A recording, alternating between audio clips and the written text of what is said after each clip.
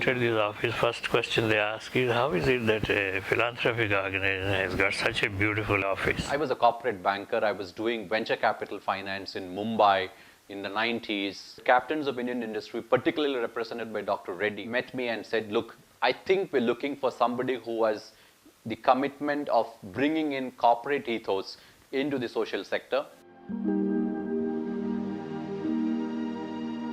Naandi was started with corporate houses on the board.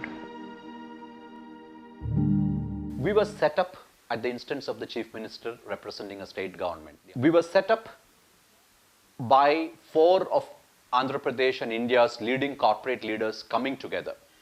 I think we were incredibly lucky to have had a very unique DNA.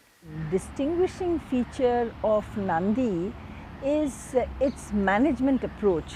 They look at a problem and they find a solution as if it was in a corporate office. We get the best qualified people, either with management expertise or with the best of communication skills, to come on board and solve issues in the social sector just as they would have done in the corporate sector. I mean, these are people who could easily take up jobs in the corporate world, and they've chosen not to. And they bring the commitment along with all the skills that they have. And we decided early on that we need to pay the best, not just in the industry, but sometimes even to match some of the corporates. Manoj asked me to become a life trustee. And frankly, passions like these require a lifetime commitment. Being fully aware that Naandi was as professionally run as any other corporate enterprise, I readily agreed to his request.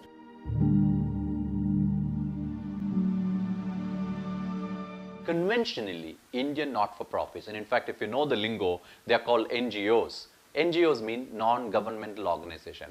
Their fundamental ethos was, can we do things which are against government, which the government, to oppose the government, can we bring out the anomalies in the government functioning? So they were as distant from governments as possible in the general sense. And here was an organization coming and saying their Raison, the author, was fundamentally to outsource government's work and to work with the governments. We look at the state and tell them that we need to outsource your programs, tell them that it has to be in scale, and that allowed us to cut down on a number of issues related to having a revenue model, trying to do something in one place, getting the legitimacy to work elsewhere. All that got curtailed in a single master stroke of just getting into outsourcing government projects. Because we worked with the state and because we had private sector people on our board, we were compelled from day one to be as transparent as we could. The social sector worked in India from a welfare point of view. It was always charity, it was always distribution of something like disaster management or giving something, or it was predominantly in the realm of advocacy. It was in the realm of activism. It was never in the realm of service delivery. The real differentiator that we brought to the social sector is our obsession with outcomes, measurable outcomes, and measurable by anybody. And that is, if at all, something that we're really bringing to the sector, to the nation, to the way social sector is looked at, to the way social services are brought forward.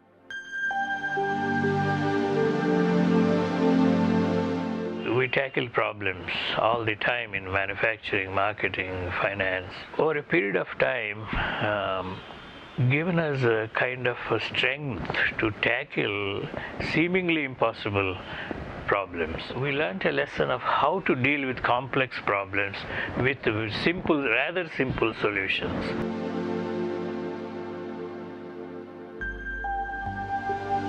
Naandi from beginning was in a sense a faceless organization. Even till this day, people ask, who is your CEO?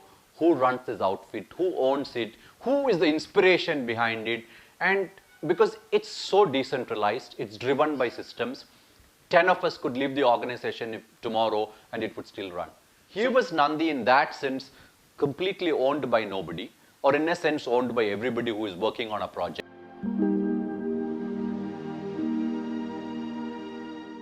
Across the nation, sort of 4 areas have emerged where governments want consistently a not-for-profit like Naandi to come and help them as implementers. Safe drinking water, work with small and marginal farmers, increasing learning levels of school-going children, providing meals, nutritious meals, and various other mechanisms by which hunger and malnourishment is taken out of children's lives. And therefore, we have decided to define Naandi Foundation as expert implementers on behalf of the government for these 4 domains. The latest survey that the government of India brought out across the nation shows that 48% of India's children below the age group 6 are grossly malnourished, which is much more than entire sub-Saharan Africa put together. There was the Apex Court of India, the Supreme Court of India, passing a judgment way back in 2000 saying that if the nation has decided to be a signatory of universalization of elementary education, that it is mandatory for the state to guarantee 1 square meal for every school-going child in India.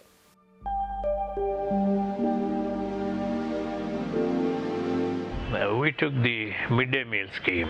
We felt that if we have a centralized kitchen cooking 150,000 meals, we can concentrate on the quality and set up procedures and foolproof procedure so that the product finally is a good product. A huge kitchen which will be state of the art, which will be like a pharmaceutical company, which will be foolproof, which will be technology driven, which will use steam for cooking, which will ensure there is no contamination, and maybe then get 50, 60, 100 small road transport operators, micro entrepreneurs, and tell them that this is your job. Go and deliver this every day to so many schools. Create a fixed route. This required us to create a foolproof corporate management and quality control system as part of social sector delivery. This is something which became a benchmark.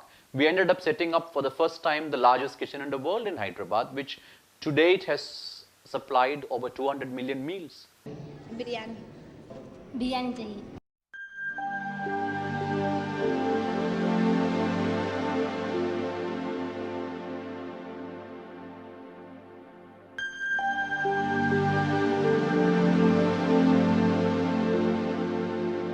Started off with the Hyderabad kitchen, and in the last 4 years, we've ended up outsourcing 25 such kitchens. We're feeding now almost 1 million children every day.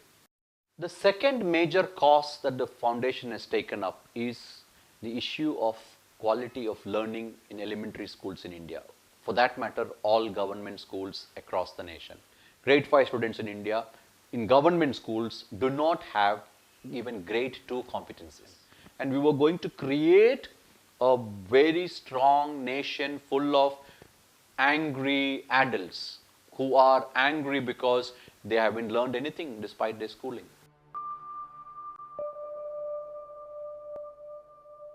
Strangely enough, we figured out the solution by talking to children.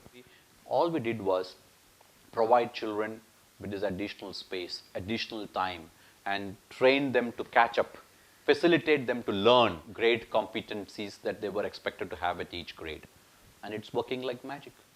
Engineer बनना चाहता हूँ.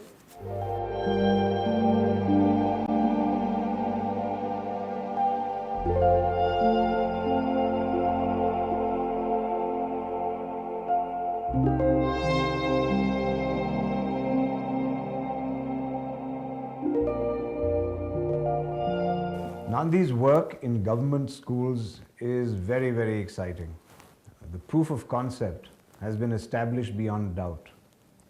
In the last board meeting, we endorsed rapid expansion of the education portfolio, and we resolved to strive for a leadership position.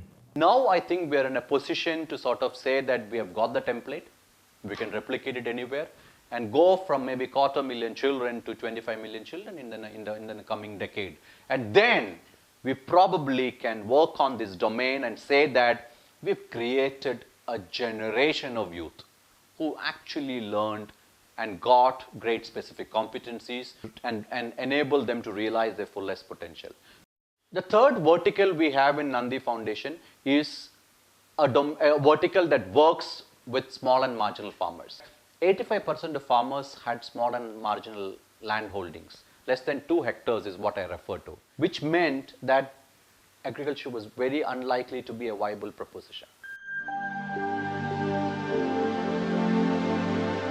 We started talking to farmers, we started talking to people, and eventually grouped farmers together and created cooperatives which worked on couple of collective crops, be it coffee, black pepper and fruits, got them niche markets, gave them end-to-end solution right from natural resource management to production to marketing, including finances and other linkages, and made them work like a cluster. We find that we're working with individually 100,000 small and marginal farmers. We're likely to take in the next 4 or 5 years this number to 1 million small and marginal farmers.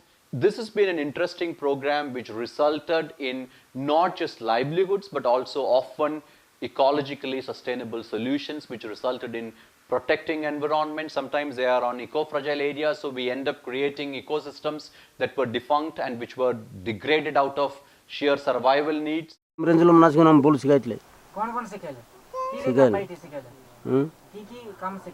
काफी भीतर खोद पाइबार सिकाइलाई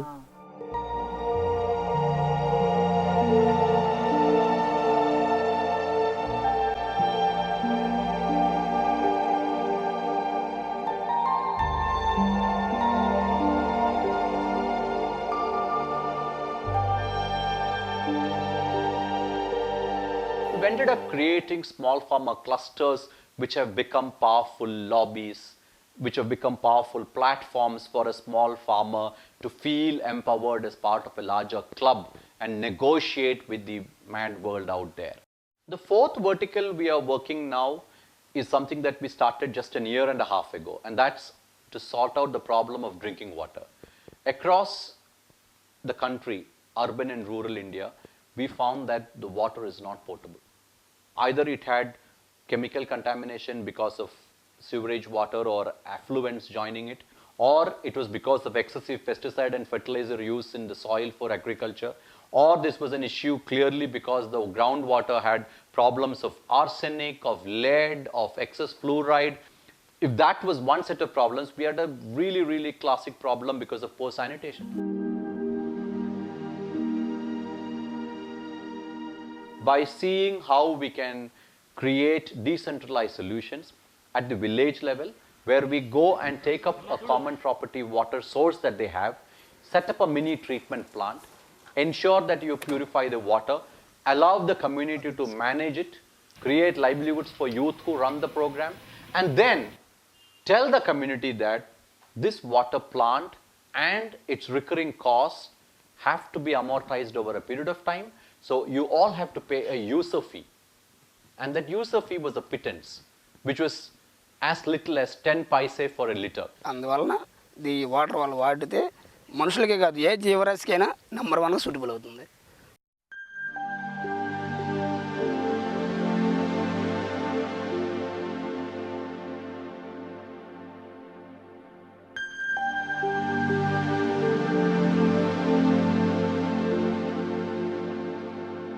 Drinking water is improving the quality of life, improving their nutritional intake and reducing their medical bills, hopefully. I can just see it down the line that these are the kinds of repercussions that Safe Drinking Water project is going to have.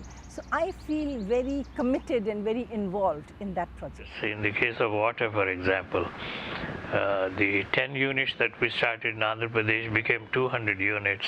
Bigger breakthrough came during the last couple of months when the Chief Minister of Punjab and the Chief Minister of Haryana have liked this program and they wanted it in a time-bound manner.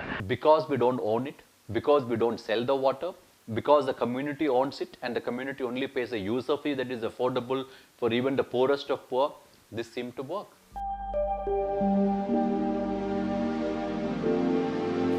Can we take on social sector challenges in this country and find out innovative solutions? Can we create a framework? Can we create an institution which is world class, which becomes a harbinger of change, which has all the ingredients necessary to fundamentally attract the best minds?